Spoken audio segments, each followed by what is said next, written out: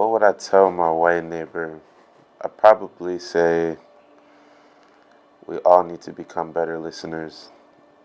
Someone much older and wiser told me that at the end of the day, we're really a product of our own story.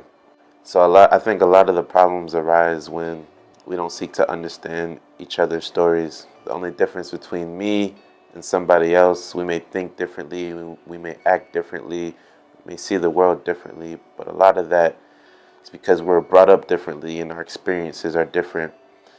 So when we start to make assumptions and start to write off people um, and don't seek to understand why they think the way they do, I think it.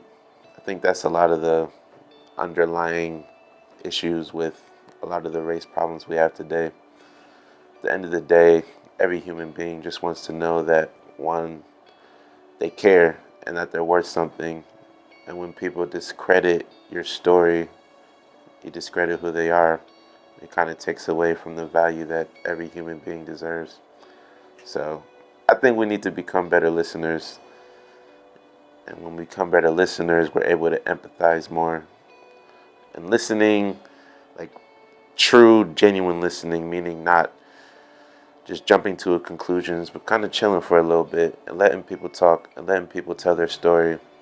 I think the more we do that, the more we'll understand and see a lot of these issues and a lot of ways we can fix these issues. Um, so yeah, we might, who knows, the more we listen, the more we might realize that we're actually wrong and that the way some people see things is, even though it's different than our paradigm, is actually true. So yeah, we need to become better listeners.